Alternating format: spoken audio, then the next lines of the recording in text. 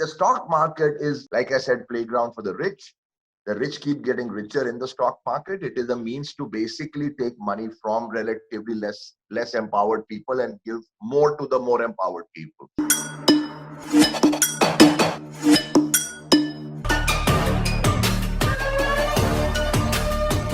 Hi, I'm Shoma Chaudhary. Thanks for watching Inquiry. It's January 2021, and while economies across the world are tanking, stock markets are booming.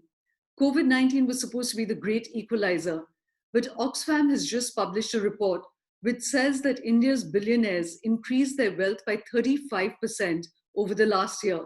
And just the top 10 rich Indians have increased their wealth by a percentage that could underwrite the Narega for 10 years. So, what explains this gap between the real economy and the stock market? Is there anything to be optimistic about in India? And what should the budget on February 1st prioritize? To discuss all of that, I'm delighted to have Shankar Sharma on Inquiry today. He's one of India's most prominent stockbrokers and the CEO of First Global. Thanks for joining me on the show, Shankar. Thank you for having me, Shoma. Good to connect after a long time. So, Shankar, I just wanted to start with you defining yourself, because financial journalists refer to you as a bear, which I know irritates you. You've talked about this new idea of having a hair on the market, and Forbes magazine describes you as the alchemist of the Indian stock market. So can you help explain all of that, and how do you see yourself actually? So the Indian stock market, it's still a very, let's say, evolving species. It's not developed in people's minds. It's not a very mature set of people by and large in this market. So, this whole, placing a tag of a bull or a bear and all is very childish. I mean, it's extremely, juvenile, and nowhere in the world does this happen except in our little country.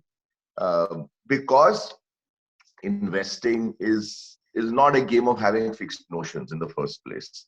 So, you can be very optimistic about markets going up, and you can be very optimistic about markets going down. So, there have been, like last year in February, I was very optimistic that the markets would go down. Now, if that sounds paradoxical, so be it. I mean, my job is to be optimistic. Cold-blooded. Forget about paradoxical. So for that 1 month, in February and till about the middle of March, I was technically a bear. From March 23rd, I have been a bull, and I have not had any occasion to revisit that till December. So now, what label do you want to put on this guy? Who kind of saw that COVID was going to become a serious problem for the real economy, not this make-believe economy of the stock market, and it would have some effect on the stock market, which it did. And then one realized that things were going to be very good for a small group of companies.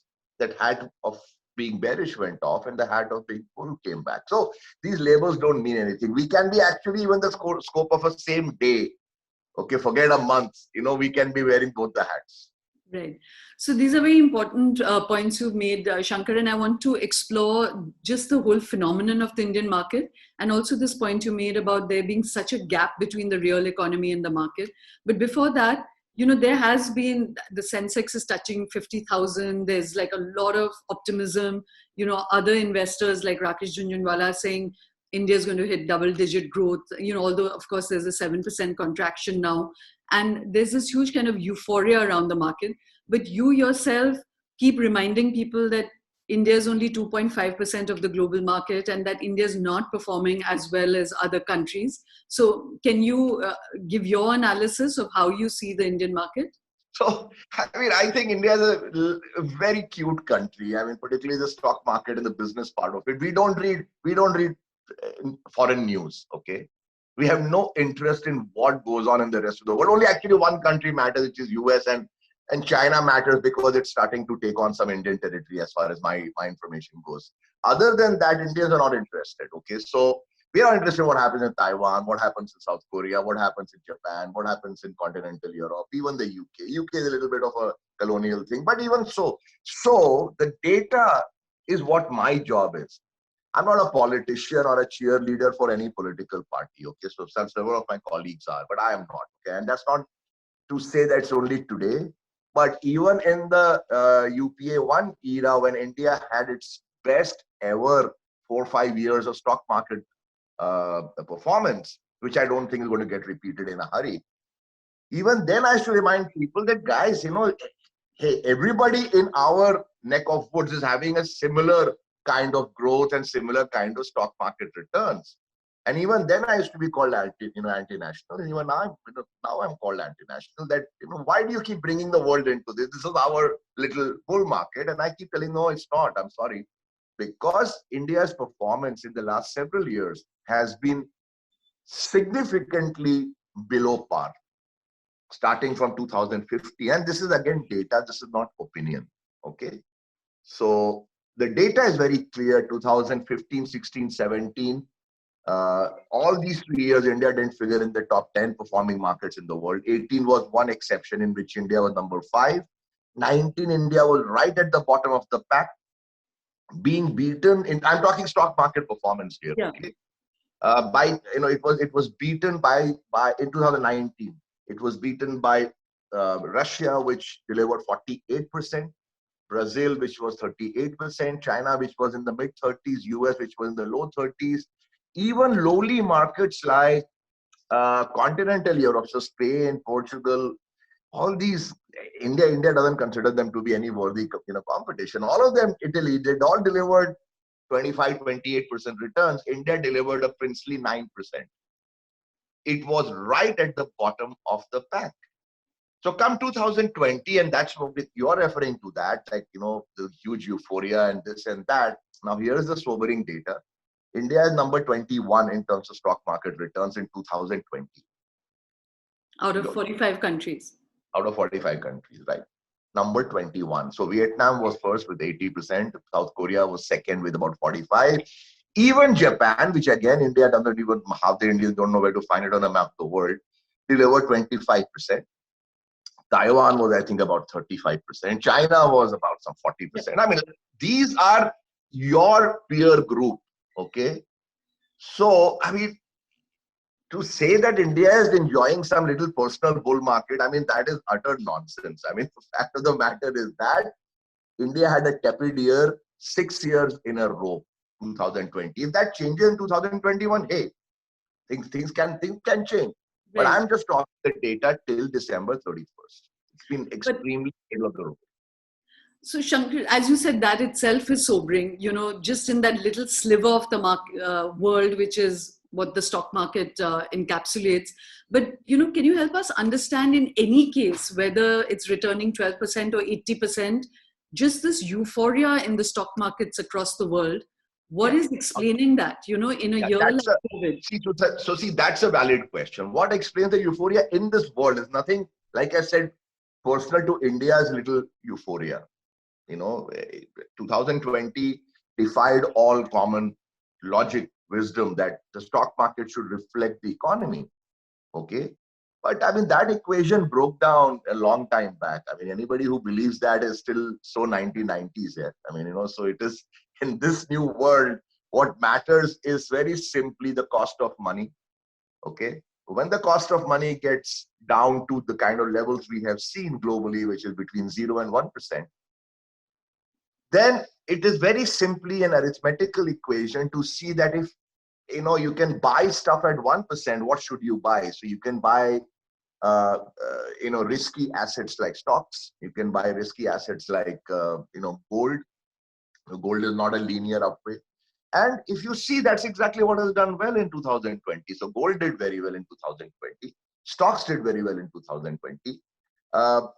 It is not at all a reflection of the core economy per se, because the economy in 2020 became a very fractured organism in which some parts were extremely damaged, but some parts, because of that damage, became extremely healthy. So, like pharmaceuticals and technology, these would be the two? Yeah, exactly. And then, of course, the metals and the commodity end of the market also started to do well. So, like I said, gold did well, copper did well, silver did well. So, understand this whole disconnect in a way that if there are two companies in an industry, Okay, just view two, company A, company B, and you have 100 units getting sold every year. You get 50, I get 50. All right. Suddenly something terrible happens to one of us. Okay, let's say it's me in this case. And my capacity to produce 50 becomes 5. That 100 might become 90 because there is, let's say, an overall impact of my coming down in my abilities to produce, right? That my workers and workers' families can't consume. That 100 has contracted to 90. But now I will be producing 85 of that. You will be producing, or let's say you will be producing 85 in this case, then I'll be producing 5. Now imagine that situation being multiplied in 2020 across a pretty large basket of companies. That's exactly what happened when your competition just collapsed. The market also, the business also collapsed, but not to the same extent. So that much headroom became available to you overnight to just go and get free of cost. Understand this. You can still go to your 85, but it will cost you money. You need to market, you need to advertise, you need to put salespeople, a lot of things. Here, it just drops into your lap overnight. To build this kind of market share gain, it takes 20 years. Here, you got this in like 20 days. So obviously, the stock market loves situations like this. The stock market is not into valuing the losers. It's purely a game of valuing the winners.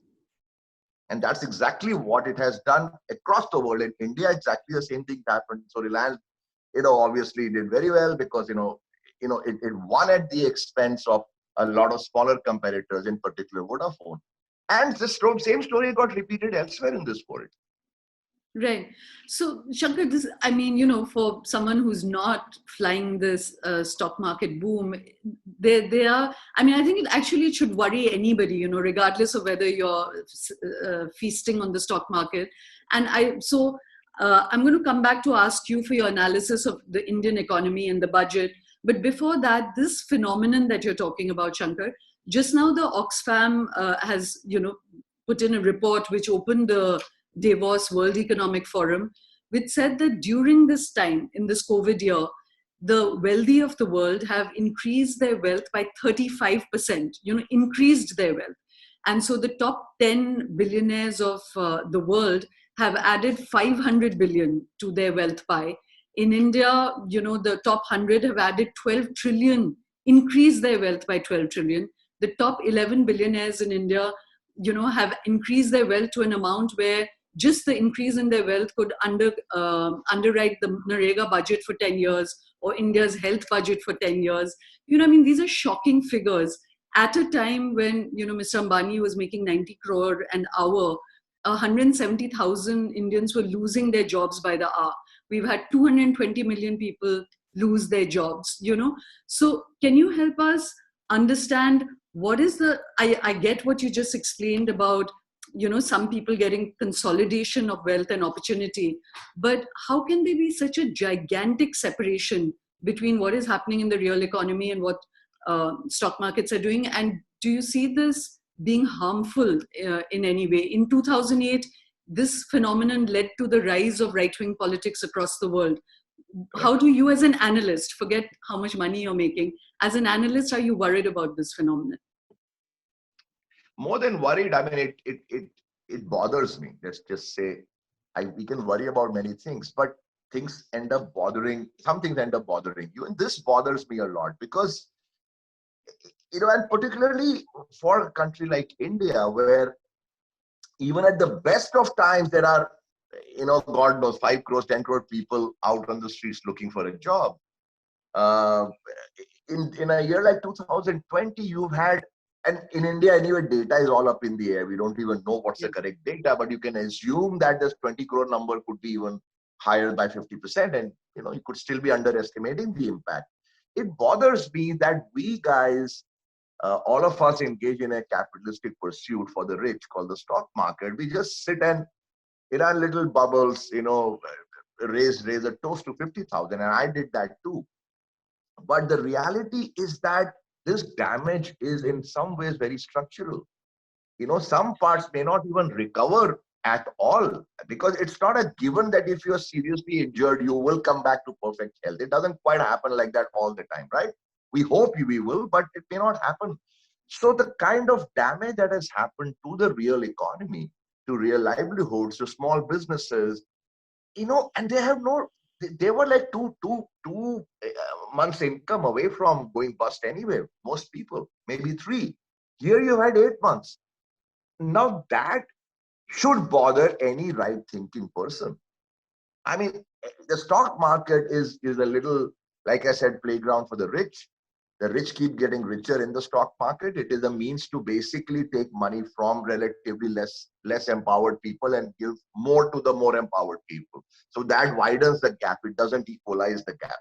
So make no mistake, that's what this tool is supposed to be. But leaving that aside, I mean, I don't see how we can be rejoicing.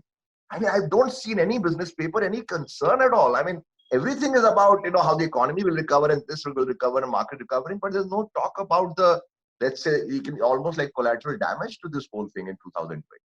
And it bothers me. I don't know what can be done about it by me, but I think there can be a lot done by the governments of the day, for sure. Right.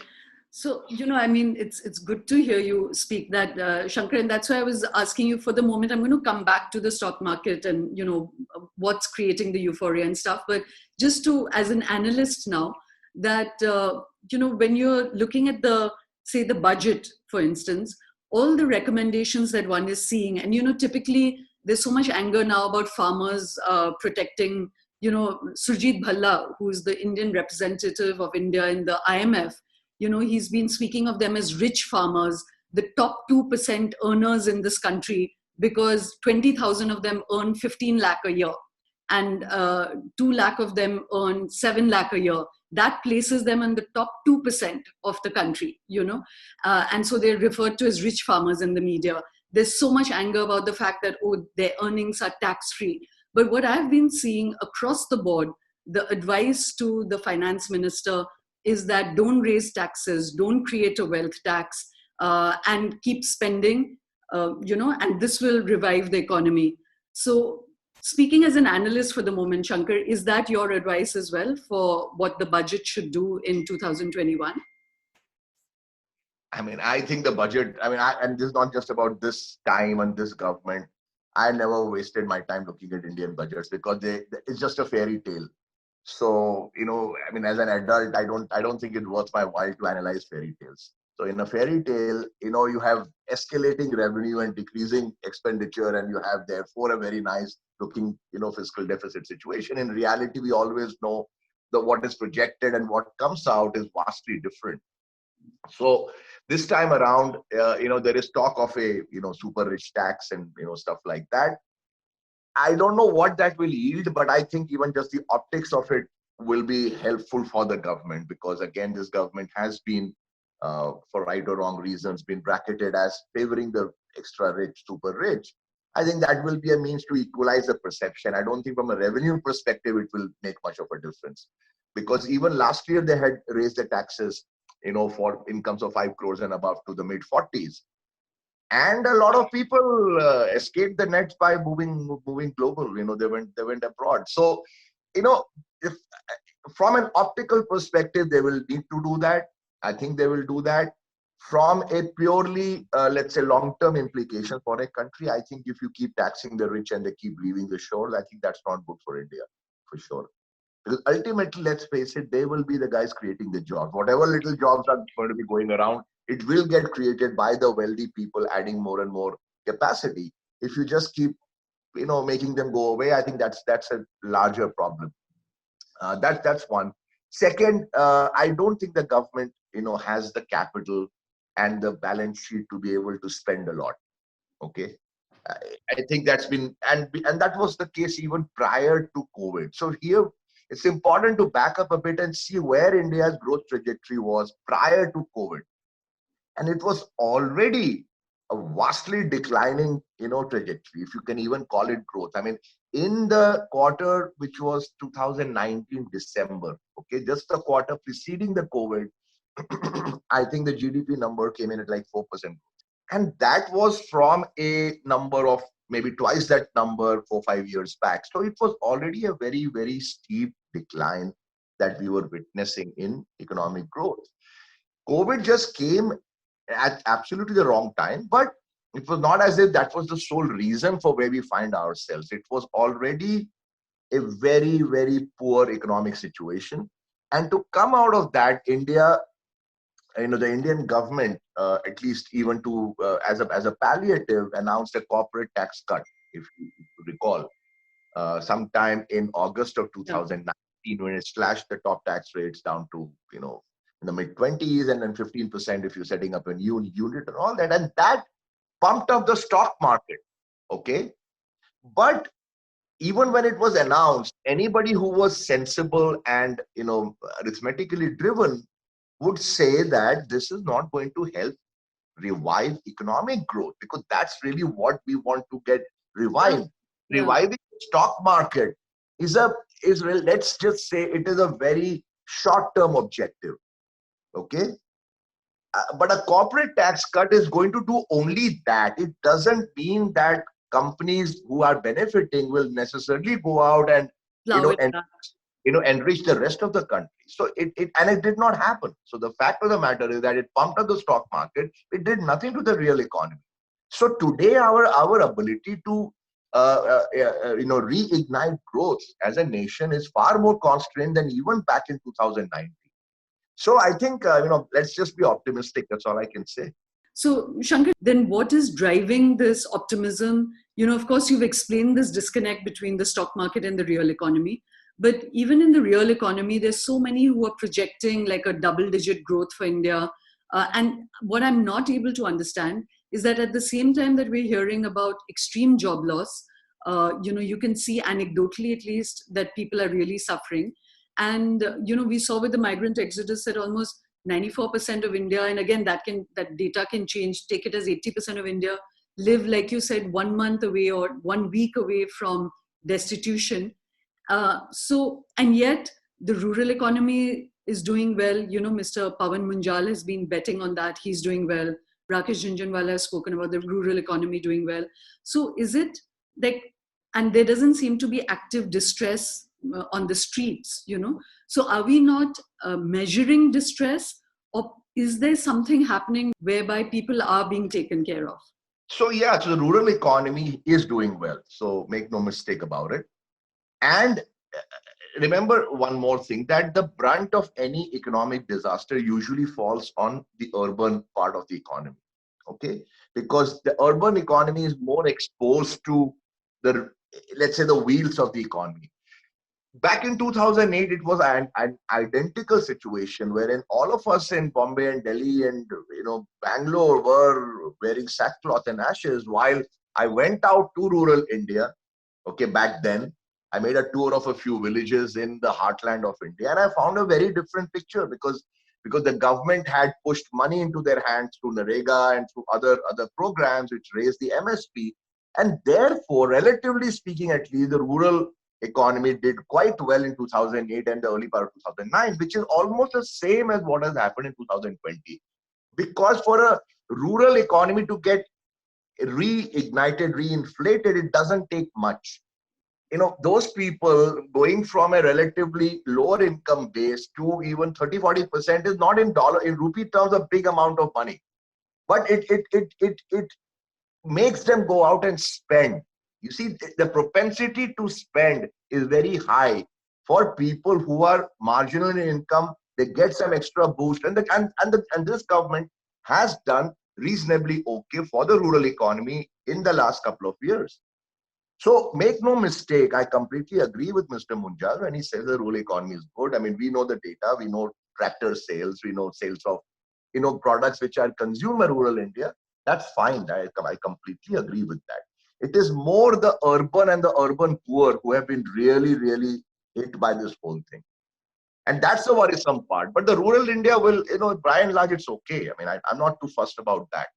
The other thing that I've been hearing people analyze and say the government has done well on is the banking system in India. And that's again where I wanted your interpretation of this, because all this while we were hearing about soaring NPAs and, there seemed to be like an escalating crisis happening there.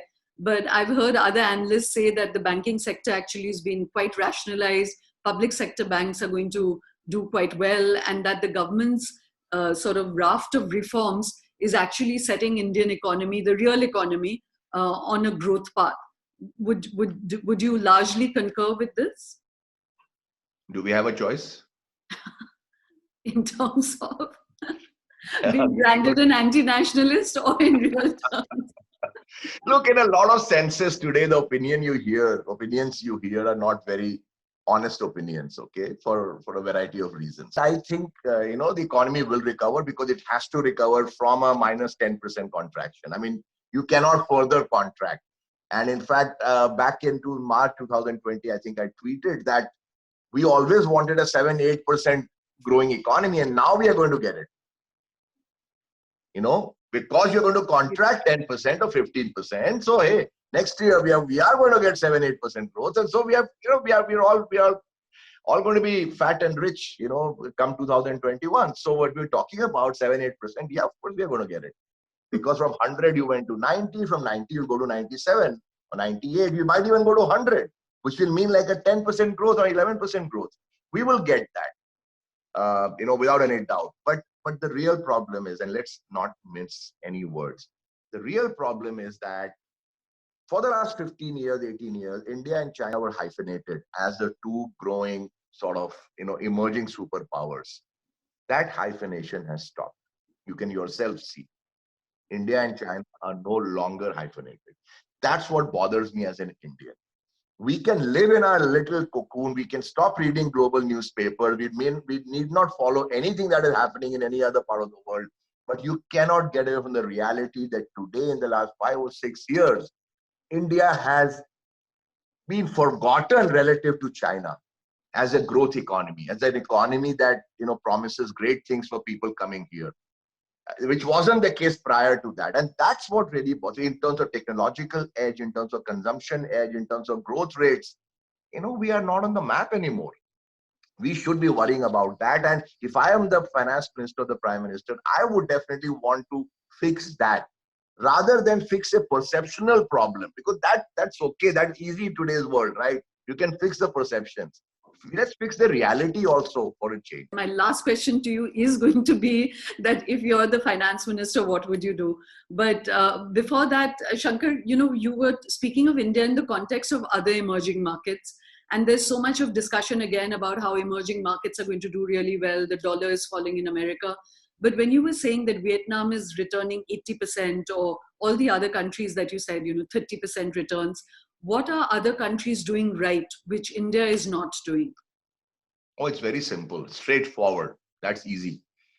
The Vietnam and the Bangladesh model is a manufacturing-led model. So they have fixed the manufacturing part, okay, because of exodus of people coming out of China. And for the other countries, they have fixed the technological part. So a country like South Korea, a country like Japan, country like Taiwan, and a country like China, their technological edge is today in a different zone. I mean, India is seriously 70s compared to where those countries are in terms of the edge on technology. And that is the real reason why we have stopped getting hyphenated, with China. Where we are losing out as a nation is that India was never a big manufacturing country. We were supposed to, ride the services wave, right? And we rode it also quite well. But today, that's not good enough. We need to move up the tech ladder, as the countries in the Pacific Rim have done, and which is why they are doing markedly better as compared to India. So India is still very old economy. It's still the cement companies, the steel companies, the auto company, and the banks. The others have gone to a different planet. If you look at China, I can give you one example.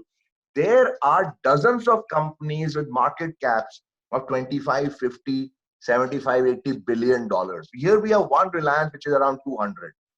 Okay. I mean, think about the gap between the two nations in terms of simply corporate world.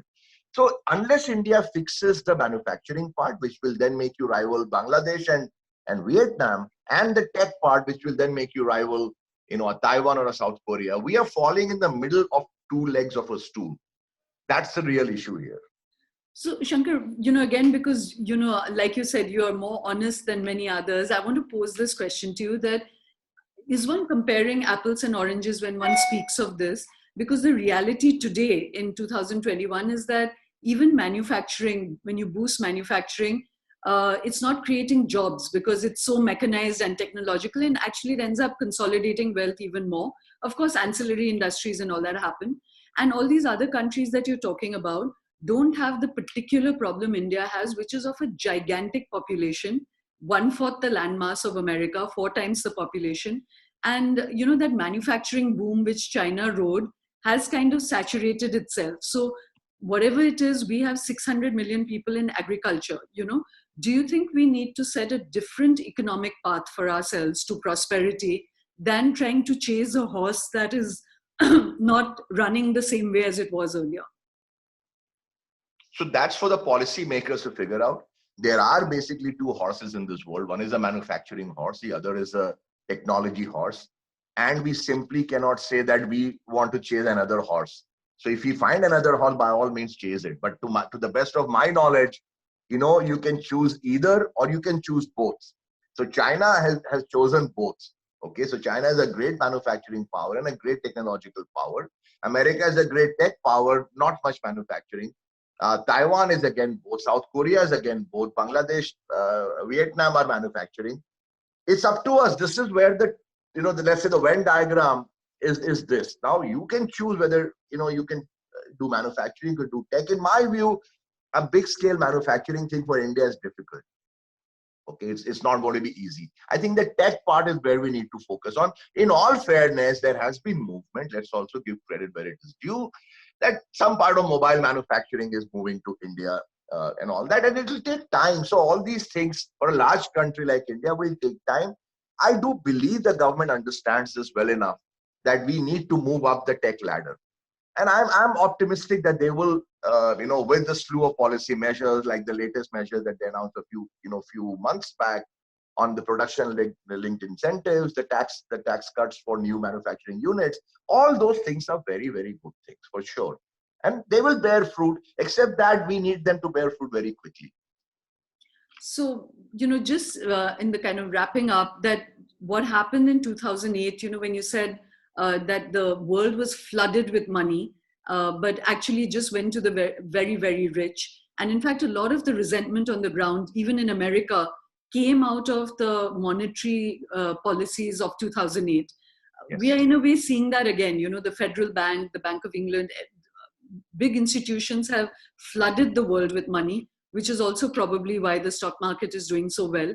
But at the same time, like you said, it's not the tax cuts for the rich, manufacturing, none of that is creating jobs, So Shankar, because your entire life is spent in the economic world, how do you see this changing? What should we learn from 2008, and how do you see this changing?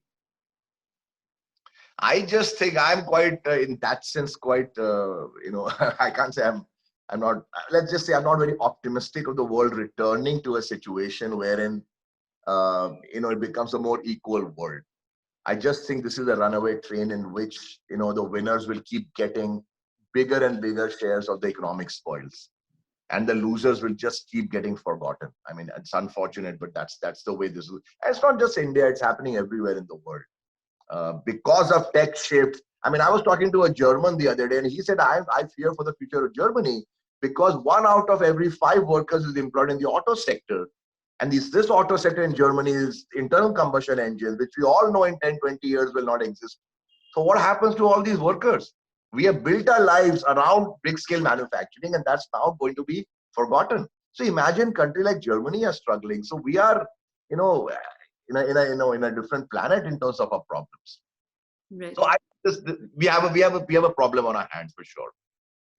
So, like I said, I would end with asking you that if you were finance minister, what would you be focusing on? If you weren't just focusing on increasing your wealth or your, people who subscribe to you as an investment company, what would you be doing for the entire country? So I think the finance minister's hands are going to be constrained because of the problems of slower economic growth that we have seen in the last several quarters in India. I think within the context of that, if I have a dollar or a rupee to spend, I would go all out and spend it only on the technological part of it, because that's the only non-linear growth path that I can see. Manufacturing will take time to translate into large scale prosperity. China has done this 40 years. You don't expect to do that in 40 months. But if you build a big tech prowess, spend money on that, your growth can be literally a vertical growth. Okay, the bang for the buck is more. India has all the ingredients in place. See, if there are hard choices, choose this one, even if it doesn't mean great things for a large part of the population. I think the benefits today, India is enjoying the fruits of what Rajiv Gandhi did in '84 through unleashing so the IT services revolution. I mean, that one thing has changed the face of India. I think now it's time to up that game to the next level. Right. And finally, to end on a stock market note, you yourself have been very optimistic about Reliance. Like even a nursery would be optimistic about them. But I just saw that even their stocks have plummeted. There's a growing talk about a gap between their actual economic performance and the buoyancy just through the investments that they have pulled in. So what would be your analysis of Reliance as a company, since they seem to be the only indicator of wealth in our country today? No, I just think, it's, so we bought Reliance and we don't own it anymore. So as a matter of disclosure, we sold it around 2,200, 400, because for one major reason, which is it already reached a size of $200 billion in value. And at that time, Alibaba was $500 billion. And, I'm sitting and saying that, guys, I mean, Alibaba is a global company with revenue number, which is several times that of Reliance. I'm talking the tech part of Reliance. And yet it is just 2.5 times Reliance's size in terms of value. Something's got to give here. And what has given is Reliance stock price is corrected. I just think, it will, there is no great immediate upside to the stock.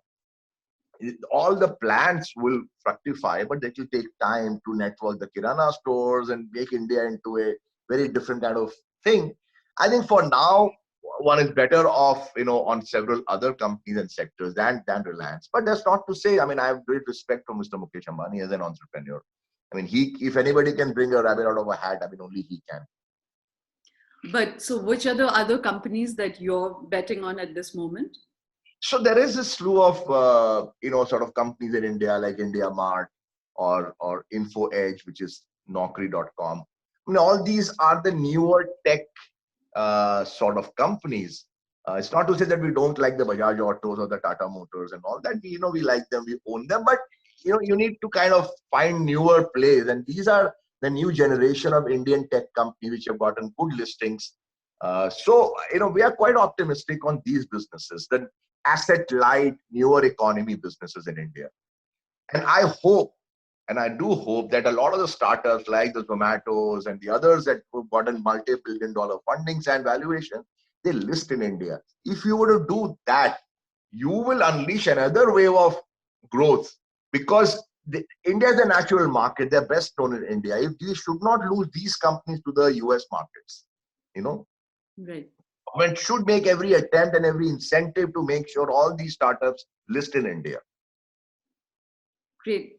Thank you very much, Shankar. It was absolutely refreshing and very good talking to you. Thank you so much. Thanks, Shoma. Thanks. Take care.